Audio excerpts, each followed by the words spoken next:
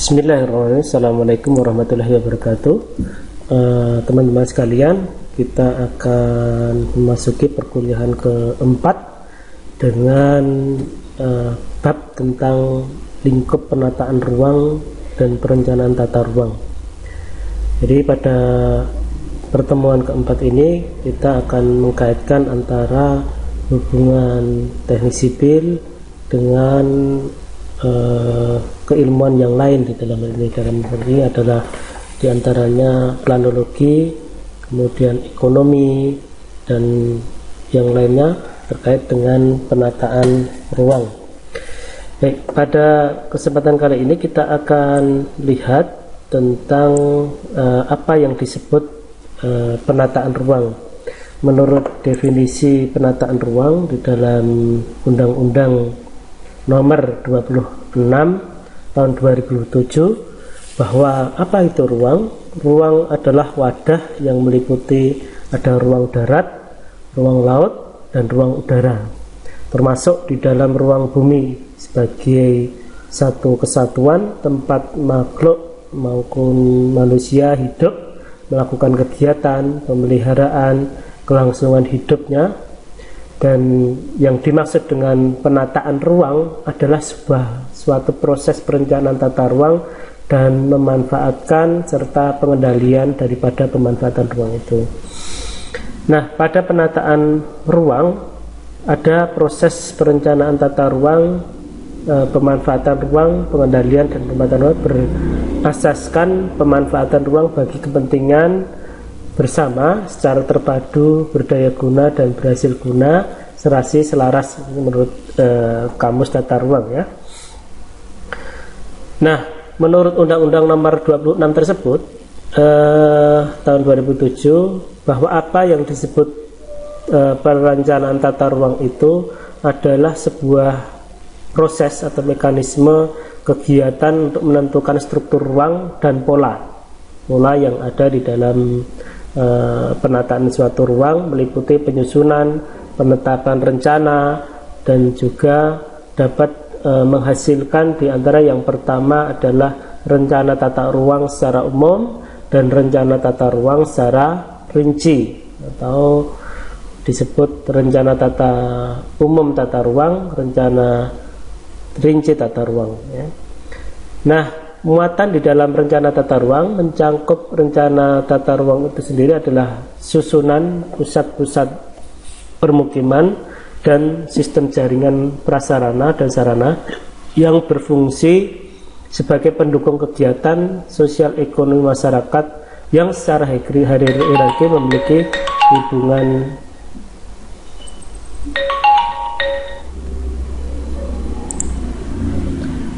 rencana struktur ruang adalah susunan pusat-pusat permukiman dan sistem jaringan prasarana yang berfungsi sebagai pendukung kegiatan sosial ekonomi masyarakat yang secara hierarki memiliki hubungan fungsional.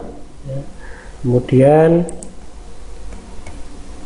rencana pola ruang adalah distribusi peruntukan suatu ruang wilayah, meliputi ada fungsi lindung, fungsi peruntukan ruang, dan fungsi budidaya. Nah, kalau kita lihat ini adalah sebuah contoh pola ruang atau pemanfaatan suatu ruang di perkotaan. Kalau kita lihat ada pembagian warna di dalam hal ini, dalam peta ruang ini.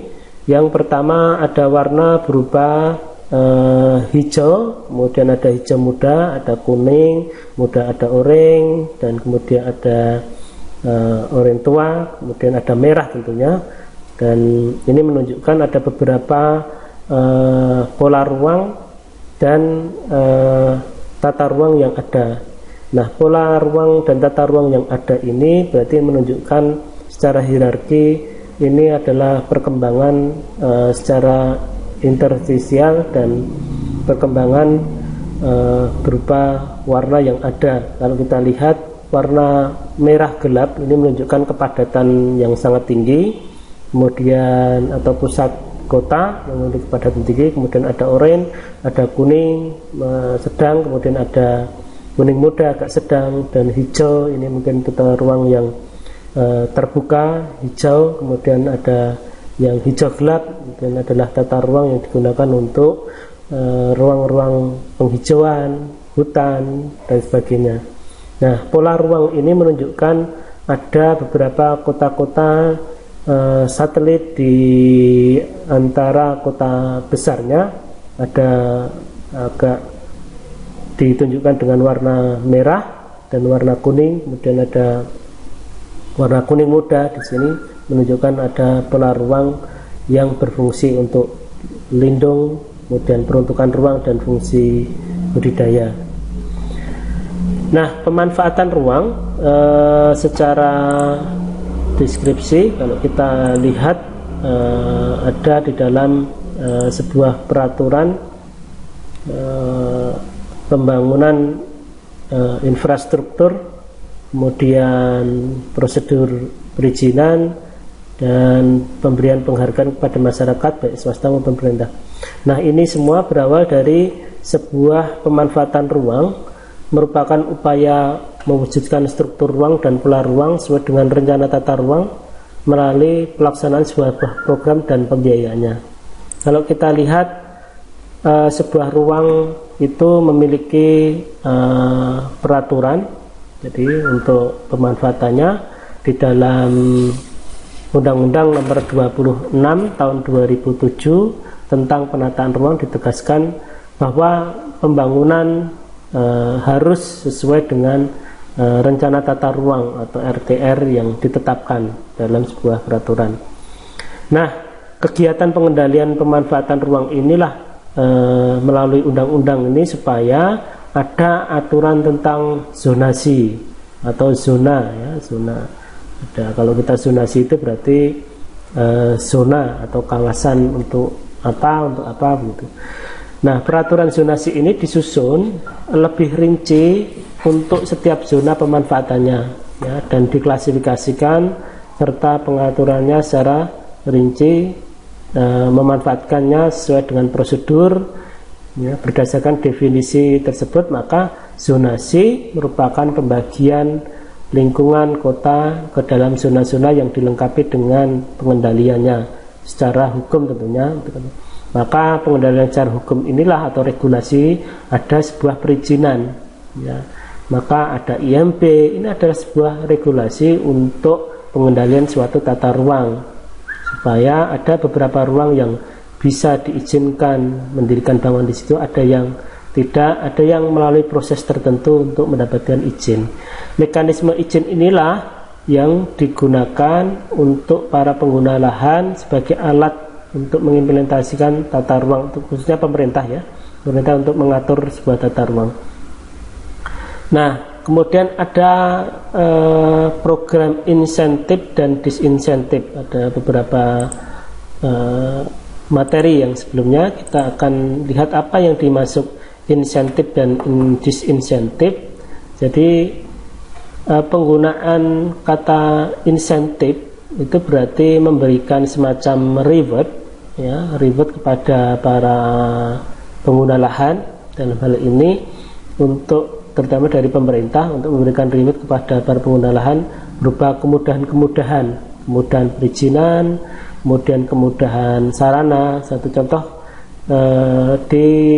karena kepadatan yang tinggi pada tahun 80-90-an, pemerintah pada kala itu membuat semacam insentif untuk mendirikan atau membangun di suatu wilayah di luar Pulau Jawa. Kepadatan Pulau Jawa itu sebenarnya sudah dimulai di tahun 80 sampai 90-an. Kemudian pemerintah menggalakkan program transmigrasi untuk supaya warga negara Indonesia ini bisa melakukan pembangunan di luar Jawa, sehingga memberikan kemudahan-kemudahan sarana di sana, lahan, hak guna, perizinan yang diberikan kepada masyarakat dalam hal ini untuk mengembangkan kehidupan yang lebih baik dan lebih luas di luar Pulau Jawa. Nah, sedangkan selain insentif ada disinsentif, ya, sebagaimana dalam pasal tersebut. Maka penggunaan lahan itu untuk mencegah, ya, membatasi pertumbuhan dan mengurangi kegiatan. Jadi namanya disinsentif itu bagaimana membatasi sebuah pertumbuhan dengan cara apa? Pengenaan pajak yang tinggi pada suatu wilayah tertentu, ya, supaya agar pemerintah atau masyarakat secara umum bisa lebih menekan, mengatur suatu ruang pemanfaatannya, ya. Kemudian membatasi penyediaan infrastruktur, penggunaan kompensasi, penalti dan sebagainya adalah satu upaya insentif yang dilakukan pemerintah supaya sebenarnya intinya untuk melindungi suatu wilayah. Kemudian pengawasan pemanfaatan ruang untuk menjamin ketercapaian tujuan penyelenggaraan penataan ruang, maka diperlukan pemantauan tindakan di dalam mengamati, mengawasi, memeriksa tata ruang dan agar yang tidak sesuai dengan rencana tata ruang. Kemudian melakukan pelaporan kegiatan pemberian informasi secara objektif, kemudian juga melakukan evaluasi. Nah, kemudian dilakukan juga penertiban kalau teman-teman ada Satpol PP, itu sebenarnya fungsinya untuk menertibkan ruang-ruang wilayah, misalkan trotoar, ya, itu fungsinya untuk menertibkan lahan tata guna yang digunakan untuk sesuai dengan fungsinya, ya. Jadi penertiban tindak lanjut dari pengawasan, ya. Kemudian perencanaan tata ruang atau lingkup perencanaan tata ruang itu meliputi perencanaan substantif teritorial. Lingkup substansinya mencakup materi perencanaan, sedangkan lingkup teritorialnya seperti segi wilayah, skala, spektrum, hierarki dan sebagainya. Jadi kalau kita lihat lingkup tata ruang ada namanya RTRWN atau Rencana Tata Ruang Wilayah Nasional. Ini skopnya sangat luas, maka skalanya 1:1 juta. Nah, jangka waktunya pun cukup panjang, maka butuh pendalaman yang sangat untuk dalam pengaturan tata ruang wilayah nasional. Begitu juga tata ruang wilayah provinsi, skopnya 1:250 dengan jangka waktu 20 tahun. Nah, kemudian setelah provinsi ada kabupaten, ada kota tentunya, dan kabupaten dengan kota ini hampir mendekati lingkupnya 1:100.000, sedangkan RT/RW nasional bisa 1:50.000 atau 20.000. Ya, jadi skopnya kota dengan kabupaten biasanya lebih luas kabupaten, ya. Nah, di situ ada RTDR atau rencana tata ruang daerah, ya. Kemudian ada RDTRK kecamatan, ya. Kemudian RTDRK dan RTBL, ya, tata bangunan dan lingkungan 1:1000. Ini biasanya tingkatnya desa. Kemudian RTDRK tingkatnya kecamatan, kemudian RTDR kabupaten di wilayah-wilayah di wilayah kecamatan di tingkat kabupaten tentunya. Nah, rencana hierarki tersebutlah biasa tentu dikelompokkan atau diatur melingkupi dari mulai runtutan di atas, ya, di atas ke bawah dan seterusnya. Nah, kemudian gambaran umum dalam perencanaan tata ruang kita lihat nanti. Di sini ada rencana umum, jadi suatu wilayah ini memiliki gambaran rencana umum, kemudian rencana detail kawasan, rencana detail fungsional, dan rencana detail teknis serta unsur-unsur di dalam fisiknya dan pedoman dalam pelaksanaan. Barangkali ini teman-teman nanti bisa dibaca sendiri dari materi slide yang akan kita upload di dalam kelas kita. Terima kasih. Wabillahi taufiq. Wassalamualaikum warahmatullahi wabarakatuh.